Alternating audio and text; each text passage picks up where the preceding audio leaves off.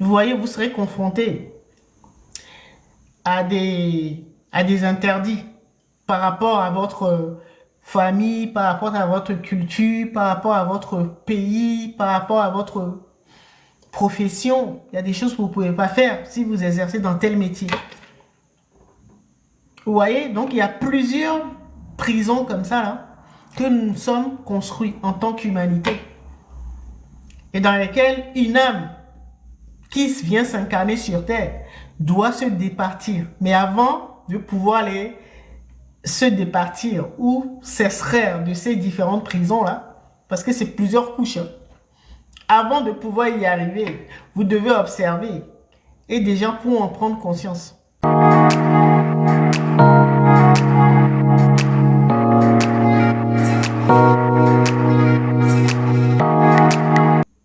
C'est ça qui est compliqué. On n'a pas fait de nous des bâtisseurs, mais des chercheurs. Sans même se demander, je parle des parents, hein. Les parents ne se demandent pas souvent, ne demandent pas à leurs enfants ce que représente pour eux le bonheur.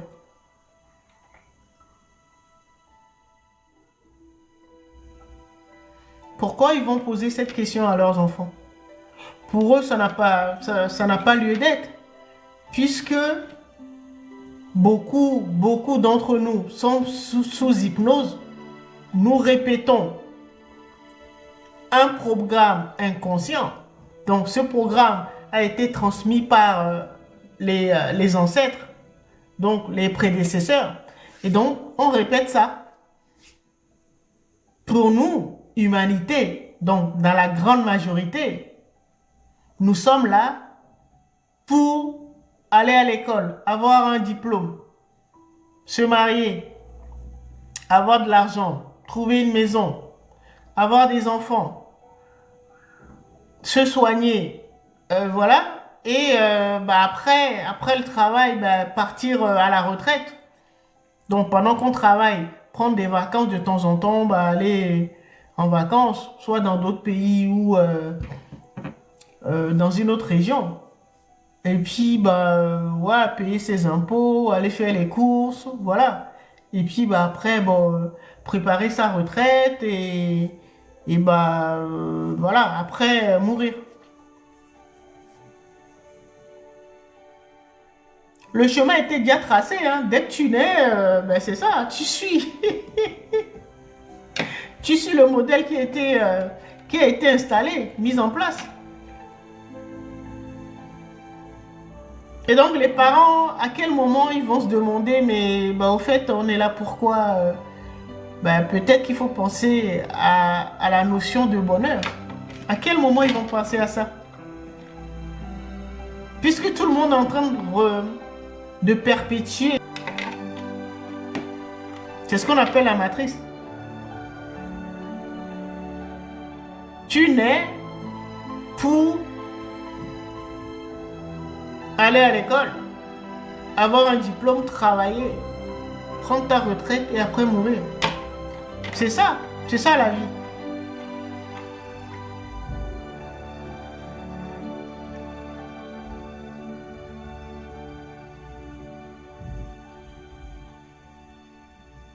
Et donc réussir sa vie, c'est ça.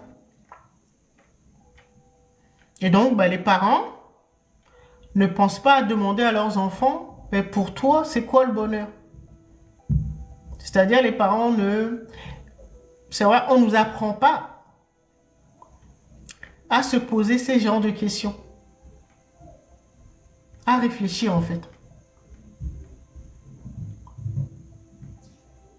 Mais à exécuter un programme inconscient. Un programme qui a été mis en place par des prédécesseurs, peut-être, ça fait depuis très longtemps, hein. Je ne sais pas combien de générations, si on remonte. Ça a toujours été comme ça. Donc il faut perpétuer, il ne faut pas se poser de questions, il ne faut pas réfléchir. Les anciens, déjà, réfléchi pour nous, bah, ils ont mis tout ça en place. Et donc, il faut juste le perpétuer. Il ne faut surtout pas poser de questions.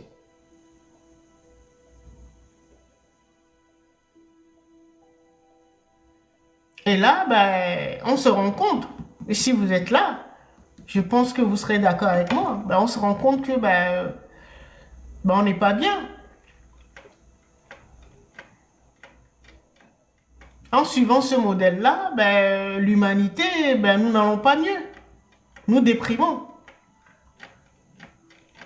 Donc ça veut dire qu'il y a quelque chose. On a raté quelque chose.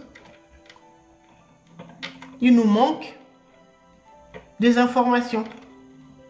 Et donc on se remet en question. On se dit que on s'est peut-être trompé. Notre vie. Pourquoi nous sommes là? Parce qu'on ne s'incarne pas comme ça. Juste pour venir en vacances sur Terre. Nous venons pour un but bien précis. En général, c'est pour travailler. Travailler soit une faiblesse,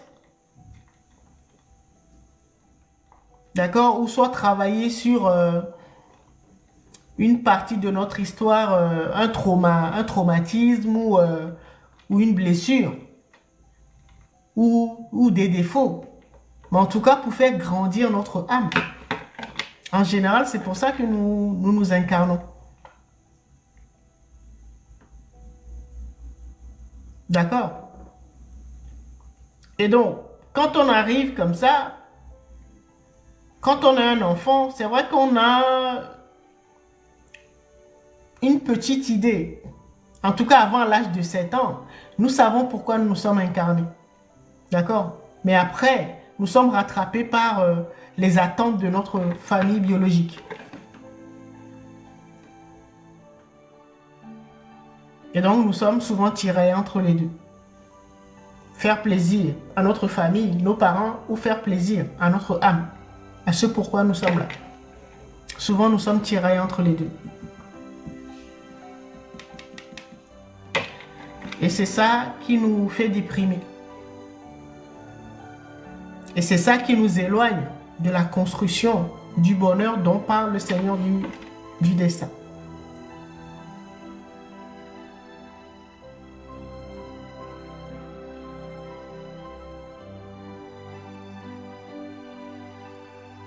Vous voyez?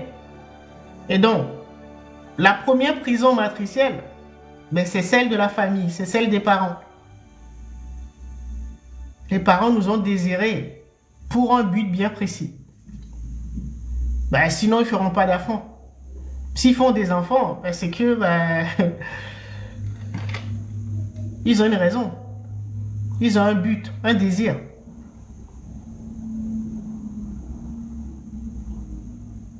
D'accord? Voilà la première prison. Il y a plusieurs prisons. Il y a la prison, j'ai parlé, la prison où la matrice sanitaire, vous avez la prison culturelle. Ça dépend le pays dans lequel vous êtes né, donc votre culture.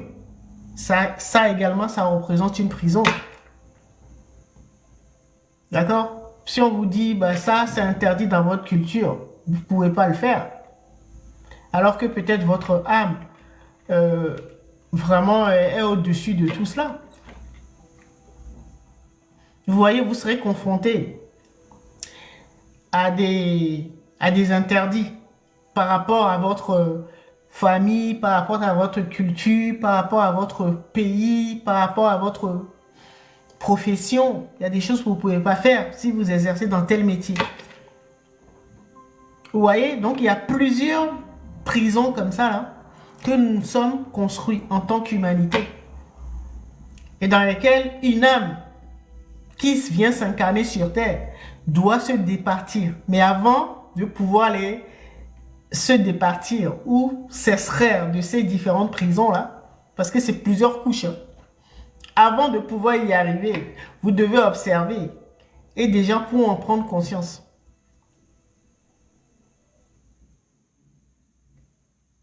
Parce que quand tu as fini de te libérer d'une matrice, d'une prison, tu vas te rendre compte que tu es encore emprisonné dans une autre. Peut-être tu t'extrais de la prison familiale. Après, tu te rends compte que tu es enfermé dans la prison professionnelle. Que tu es limité à travers le métier que tu exerces. Ensuite, ça peut être la prison religieuse par rapport à ce que ta religion ou ta spiritualité t'interdit de faire. Et ainsi de suite. Il y a des choses qu'on ne peut pas faire dans certains pays. Donc l'âme, en arrivant dans cette incarnation, est emprisonnée dans plusieurs couches, dans plusieurs prisons. Ce que j'appelle des prisons matricielles.